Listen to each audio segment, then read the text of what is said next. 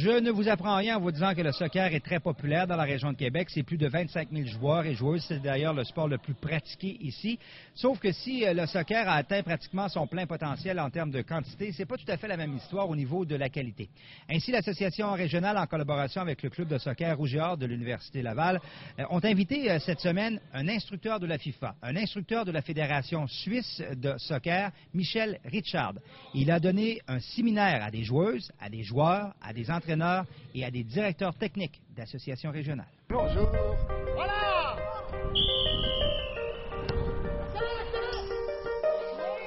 Monsieur Richard, vous êtes suisse d'origine, membre de la FIFA, membre de la FIFA, mais vous n'êtes pas étranger à Québec, vous connaissez bien l'endroit ici. Là.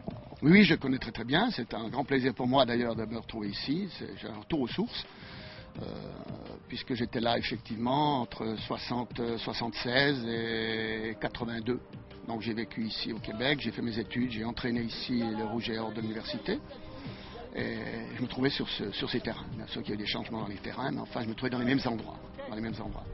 Est-ce que le soccer, la façon de jouer le soccer, la façon d'enseigner le soccer, de ce que vous vivez depuis quelques jours, vous sentez que c'est différent des années 70? Bon, la grande différence, c'est qu'il y a des entraîneurs.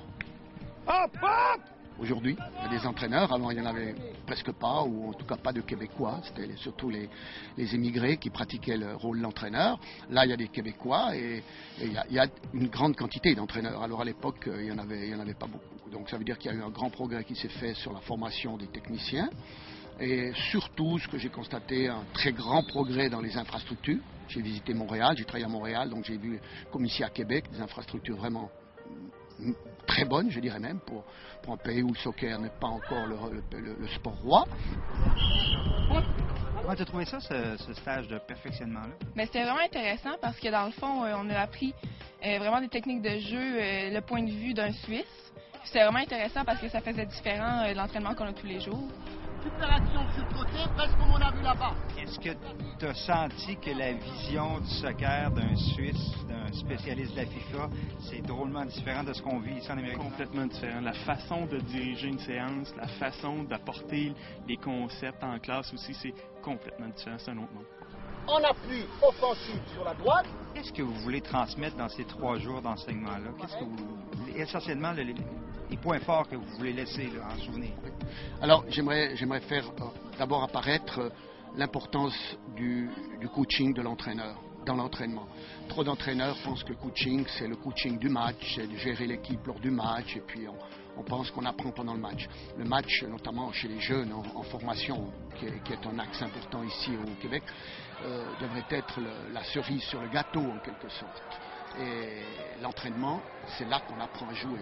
Et l'importance de l'entraîneur. Alors par là, c'est l'importance de ses connaissances méthodologiques et pédagogiques d'entraîneur, ce qui est extrêmement important, et puis la manière de diriger l'entraînement. Ça, c'est le premier point.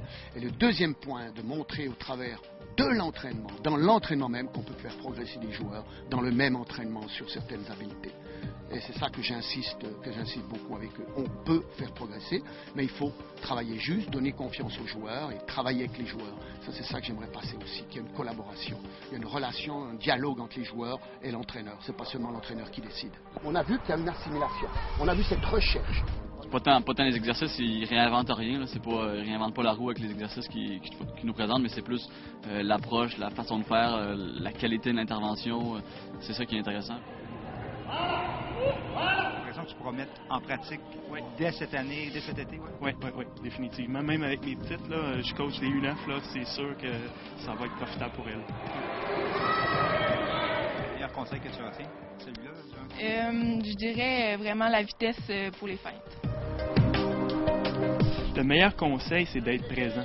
C'est de dialoguer aussi avec les enfants, de leur montrer où tu veux les emmener. C'est un nouveau style de coaching. On ne peut plus coacher à la Scotty Bowman comme on faisait dans le temps. Maintenant, le dialogue est beaucoup présent avec les gens. Jouez plus vite là-dedans, jouez plus vite, cherchez la vitesse. Il faut travailler la qualité maintenant parce que, comme vous l'avez dit, le sport a progressé au Québec. Juste dans la région de Québec, on parle de 25 000 joueurs au Québec. C'est plus de 100 000 au Canada. C'est même au-delà de ça. C'est le sport le plus pratiqué au Canada. C'est pas le hockey, c'est le soccer, le sport le plus pratiqué. Il y a une quantité, mais il manque encore énormément au niveau de la qualité. Alors ça c'est vrai. Donc, mais ça, moi je m'explique. Hein. Le soccer est jeune au Canada. Je me permettrais de dire il manque de culture footballistique. Il manque de culture. Et cette culture footballistique, elle va venir, je pense, des joueurs qui aujourd'hui sont en phase d'apprentissage, en 16, 17, 18 ans. Et demain, dans 10 ans, seront des entraîneurs. Et eux auront cette possibilité de transmettre une culture de formation, une culture d'entraîneur. Et maintenant, il va de soi qu'effectivement, à un moment donné, pour renforcer la base et pour donner une motivation à la base, il faut des locomotives. Ça veut dire qu'aujourd'hui, le Québec s'est construit des rails, a mis des wagons sur les rails, mais il manque encore de locomotives pour tirer ces wagons. Ça veut dire, comme vous l'avez dit très justement dans votre question, il faut une élite, il faut des talents qui soient la locomotive et l'exemple à suivre et qui va drainer quelque chose. Parce qu'on a besoin de cette appartenance, on a besoin de sentir qu'il y a quelque chose au-dessus. Et pour la motivation des joueurs, il faut ça. Merci infiniment. Je vous en prie, ça m'a fait plaisir.